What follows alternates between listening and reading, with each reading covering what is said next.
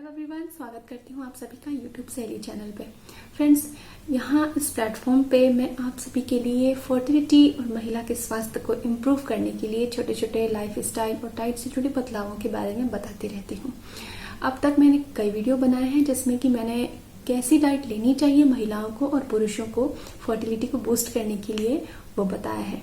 लेकिन आज मैं कुछ ऐसी चीजें बताने वाली हूँ जिनसे आपका ओव्यूलेशन, आपका इम्प्लांटेशन, आपकी पीरियड साइकिल बहुत डिस्टर्ब होती है और उन फूड से आपको बचना है। तो कुछ खास ऐसे फूड हैं जिनसे आपको बचना है अपनी लाइफ स्टाइल में। अगर आप उनको यूज कर रहे हैं तो अवेयर हो जाएं, वीडियो को पूरा देखें, अच्छे से समझें, क्योंकि लाइफ स्टाइल से जुड़ी बात है और आपको बहुत ही हेल्पफुल होने वाली है।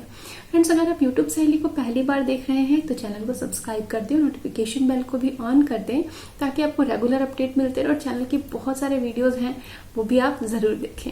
आइए जानते हैं वो कौन सी ऐसी चीजें हैं जो कि आपके ओव्यूलेशन को और आपकी इम्प्लांटेशन को और हार्मोन्स के उतार चढ़ाव को भी प्रभावित करती है।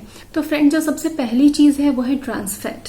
अब ट्रांस फैट आप सोचेंगे कि ये हम कैसे लेते हैं, तो फ्रेंड्स ऐसी बहुत सारे फूड आइटम्स होते हैं जिनके माध्यम से ट्रांस फैट हमारे बॉडी में एंटर होता है और ये बहुत ही अनहेल्दी होता है और महिलाओं के साथ साथ पुरुषों के लिए भी बहुत नुकसानदेह हो सकता है। किस तरह से नुकसानदेह हो सकता है? ये आपके ओव्यूलेशन को बिगाड़ देगा। जो महिलाओं की रिप्रोडक्टिव सिस्टम को न्यूट्रिएंट्स की सप्लाई जाती है उसको हैम्पर कर देगा। इसके अलावा आपके हार्मोन्स जो हैं उनको अल्टर कर देगा और पुरुषों के अंदर स्पर्म की क्वालिटी और क्वांटिटी दोनों को ही बहुत तेजी से डाउन कर देता है। तो अब जानेंगे कि वो कौन से फूड होते हैं जिनके अंदर ट्रांस फैट होता है और हम अनजाने में उनको अब तक लिए जा रहे थे। वो चीजें हैं जैसे कि चिप्स हैं, जितने भी फ्राइड फूड होते हैं, जितने भी पैकेज्ड फूड आप लेते हैं उनमें भी पाया जाता है। तो फ्रेंड, जब भी आप कुछ फूड आइटम खरीदते हैं मार्केट से तो उसके डिटेल्स में जाके आप जरूर देखेंगे ट्रांस फैट का परसेंट कितना है, उसमें 0 होना बहुत जरूरी है। इसके अलावा पॉपकॉर्न है और जितने भी बेक्ड फूड आइटम्स होते हैं, केक और कुकीज वगैरह होते हैं, हम कभी कभी सोचते हैं कि इनको ले लें, लेकिन इनकी थोड़ी मात्रा भी कंसीव करने के लिए अगर हम प्रयास कर रहे हैं तो बिल्कुल भी सही नहीं है लेना। अब हम दूसरी चीज की बात करेंगे, वो है हाई जीआई फूड। जीआई का मतलब होता है ग्लाइसेमिक इंडेक्स। तो जिन फूड का ग्लाइसेमिक इंडेक्स बहुत ज्यादा होता है हमको वो बिल्कुल भी कंज्यूम नहीं करना। हमेशा फर्टिलिटी के लिए हमको हमेशा लो जीआई फूड को ही प्रेफरेंस देनी है। तो अब तक मैंने जितने भी फूड बताए हैं आपको वो लो जीआई फूड होते हैं। और अगर और डिटेल में आप जानना चाहते हैं कि लो जीआई फूड और क्या क्या होते हैं वेजिटेबल्स में, फ्रूट्स में, पल्सेस में, बीन्स में, ग्रेन्स में, तो मुझे इंस्टाग्राम पे जरूर फॉलो करें। वहां बहुत अच्छी पोस्ट है जिससे आपको लो जीआई के बारे में पूरी जानकारी मिलेगी। फ्रेंड्स, आपके लिए ये जानना बहुत जरूरी है कि हाई जीआई फूड के नुकसान क्या है आपके, तभी तो आपको समझ आएगी कि हाँ ये चीजें हमको इस तरह से प्रभावित कर रही हैं तो हमें इसको बंद करना है और उसके बाद आपके शरीर पे होने वाले प्रभावों को भी आप समझ सकेंगे। तो फ्रेंड्स, हाई जीआई जो फूड होता है इसकी प्रकृति से इन्फ्लामेशन क्रिएट करने वाला होता है, तो आपकी बॉडी पे इन्फ्लामेशन लाता है। और आपको पता है कि हम फर्टिलिटी को इम्प्रूव करने के लिए, सही ओव्यूलेशन होने के लिए एंटी इन्फ्लामेटरी चीजें लेते हैं, जैसे कि अदरक है, हल्दी है, दालचीनी है, ऐसी कई चीजें लेते हैं हम फ्रूट्स में भी। तो इन्फ्लामेशन को बढ़ाता है। तो उसके अलावा ब्लड शुगर का जो लेवल होता है उसमें स्पाइक देता है। तो ब्लड शुगर का स्पाइक बिल्कुल भी सही नहीं होता है, क्योंकि पीसीओडी की कंडीशन में, मेटाबॉलिक डिसऑर्डर है, इस कंडीशन में ब्लड शुगर का जो स्पाइक है आपके बॉडी के अंदर के हार्मोन्स को डिस्टर्ब कर देगा। इसके अलावा इंसुलिन रेजिस्टेंस की भी प्रॉब्लम डेवलप कर सकता है।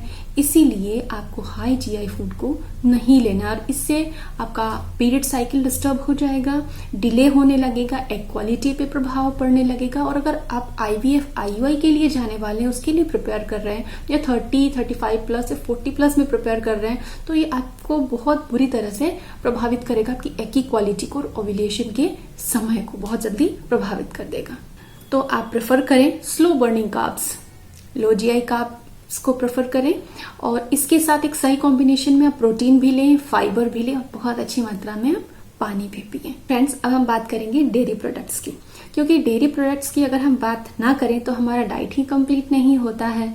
तो अब डेयरी प्रोडक्ट्स में हम क्या गलतियां कर रहे हैं लेने में, ये एक बहुत ही महत्वपूर्ण पॉइंट है समझने का। हम अक्सर ये समझते हैं कि लो फैट डेयरी बहुत अच्छा है, हाई फैट नहीं लेना चाहिए, लेकिन यही हम गलती कर जाते हैं फ्रेंड्स। जो लो फैट डेयरी प्रोडक्ट्स होते हैं उनके अंदर एंड्रोजेंस होते हैं और वो हमारे शरीर के अंदर हार्मोन्स को डिस्टर्ब करते हैं। इसलिए हमको फुल क्रीम जो फुल फैट आता है डेयरी उसको यूज लेना है। अब देखिए, अब हम बात करते हैं स्पेसिफिक पीसीओडी है या फिर आपका वजन बहुत ज्यादा है या फिर आपको बॉडी में हीट है, लीवर हॉट है, आपका आप डाइजेस्ट नहीं कर पा रहे हैं मिल्क को, तब क्या करें, डेयरी प्रोडक्ट्स लें या फिर ना लें?